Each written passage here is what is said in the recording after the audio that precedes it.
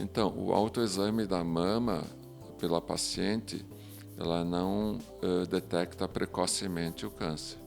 Então, o que é importante, o autoexame não quer dizer que não deva ser feito. A mulher deve estar familiarizada com o formato da sua mama, com possíveis pequenas alterações que podem ocorrer, né, nódulos e tal, porque ela deve informar o seu médico qualquer dúvida que ela tenha sobre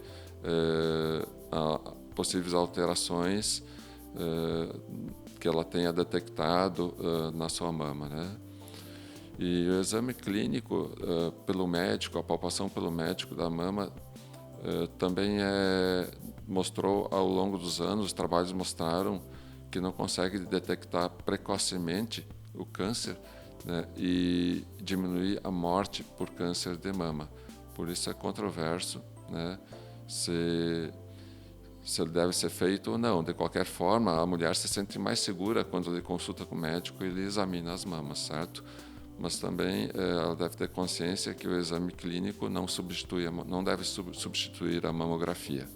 Então, existem as mulheres que têm médio risco para câncer de mama e tem mulheres que têm alto risco para câncer de mama, né? Quais são as mulheres que têm maior risco? Então, mulheres que têm uma forte história familiar de parentes de primeiro grau, né? Irmã, mãe, filha, história de câncer de mama, de parentes de primeiro grau, ela vai ter um risco maior. Mulheres que têm mutações genéticas, né, principalmente do gene chamado BRCA1 e 2, tem um risco maior de ter câncer de mama ao longo da vida.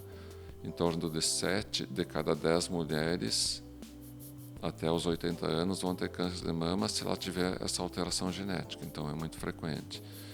Se tem algum parente com essa alteração genética também e ela ainda não fez o exame, ela é classificada como alto risco. Se ela receber uma radioterapia na região da mama, na região do tórax, antes dos 30 anos, por alguma outra doença, também ela vai cair no grupo de alto risco.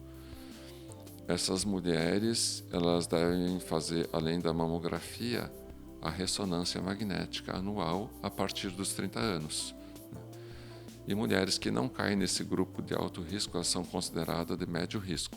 Aí faz a mamografia anual normalmente a partir dos 40 anos. Aí é só a mamografia, não precisa outros exames, a não ser que a mamografia dê alguma alteração e essa alteração tenha que ser analisada com maior profundidade com outros exames como ultrassom, ressonância e biópsia, né? Então, para mulheres de alto risco, se faz a ressonância além da mamografia. Porém, as mulheres que já tiveram câncer de mama ou que têm história familiar de câncer de mama, não há evidências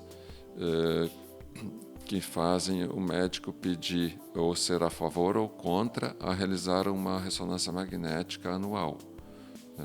Não há indícios de que diminui a morte por câncer de mama nessas pacientes. Elas são de alto risco, mas não existe a indicação de pedir ressonância magnética nuclear anual para mulheres que já tiveram câncer numa mama, ou para mulheres que têm história familiar. O que elas devem sim fazer um teste se há uma mutação gênica. A partir daí, se houver essa mutação, terá a indicação de fazer essa ressonância. E a ressonância não deve ser substituta à mamografia. Ela deve ser um exame complementar, porque existem alguns tipos de câncer que a ressonância não detecta, apesar de detectar mais câncer que a mamografia, mas existem alguns tipos de câncer que ela não detecta e que a mamografia consegue detectar. Então ela deve ser um complemento e não um substituto à mamografia. Quando a mulher tem um risco ao longo da vida de 20 a 25% de desenvolver câncer de mama, ela é classificada também de alto risco, né? Então, como que ela vai saber qual a porcentagem de desenvolver câncer de mama? O médico dela vai vai calcular esse risco. Existem vários métodos online, né, vários sistemas para esse cálculo. Quando ela for consultar o médico, ela pode solicitar ao seu médico, gostaria de saber qual é o risco dela ao longo da vida de desenvolver câncer de mama, e como existe na internet, é gratuito, é só fazer o cadastro, né, para esse cálculo. Para calcular esse risco, eles usam vários fatores, tipo idade, alimentação, peso, altura, alcoolismo, história familiar, se a mulher fez reposição hormonal ou não. Então, usam vários fatores para o cálculo desse risco. Então, um dos sistemas é o ScanRisk, né? Outro sistema é o BRCA Pro. O modelo de Gale é outro sistema, e tem vários outros sistemas que o seu médico pode usar para esse cálculo de risco.